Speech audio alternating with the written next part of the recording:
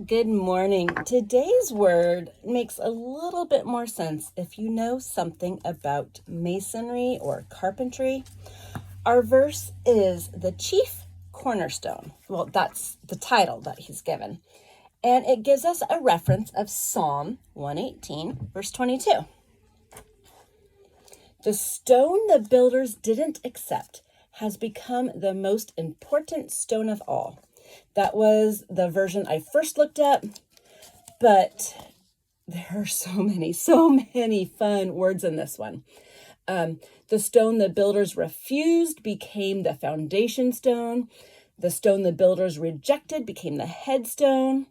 The stone the builders tossed aside became the main stone. The stone the builders had contempt for became the capstone ark. The stone the builders threw away holds together the entire foundation. A lot of these versions and verses get to the point of that chief cornerstone, the main block, the first stone that was to be laid. You can find cornerstone in the Old Testament and the New Testament, and it all points to the saving King, the Messiah, who will come and be rejected, nailed to a cross, and become the most important thing. Ephesians 2:20 says, built on the foundation of the Gospels and prophets with Christ Jesus himself as the chief cornerstone. In Zechariah chapter 10, verse 4, it says, from Judah will come the chief cornerstone. So what is the chief cornerstone? If you were going to start building in the ancient world and in today, you would first look for an area that was as level as possible. That means you didn't have to dig in to the ground to make it level. So once you got a nice flat surface, then you would look for the rock that was the most cube-shaped, 90-degree angles, nice and square. That block, probably not a cute little wooden block, would be put first, which the other blocks could be used and butted up against it, making the whole thing level, perpendicular and straight. That's really important for a building, right? We don't want houses that fall over.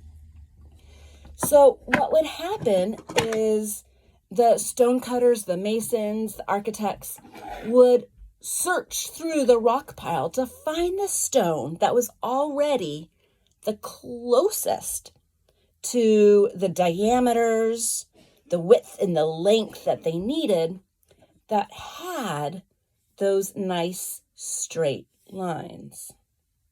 Naturally, rock does not come like this, so you would chisel and make it perfect.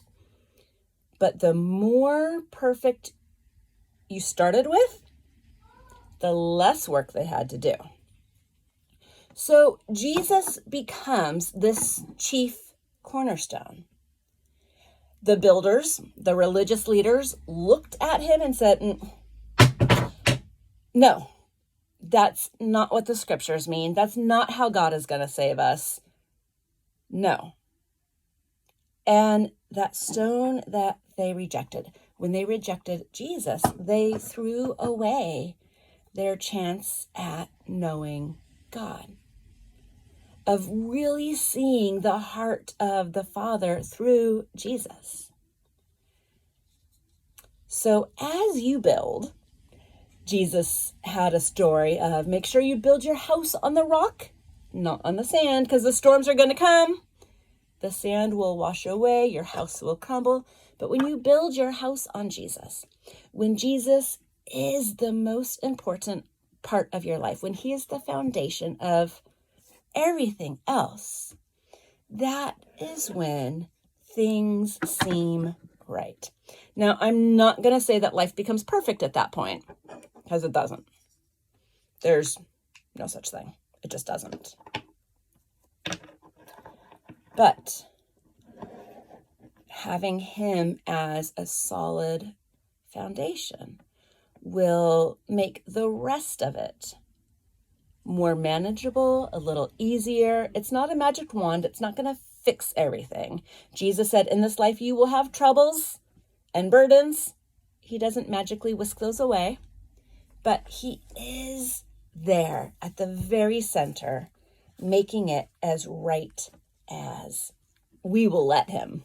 All right? Don't throw it away. Treasure it and keep it and learn more about it. Have fun. See you later.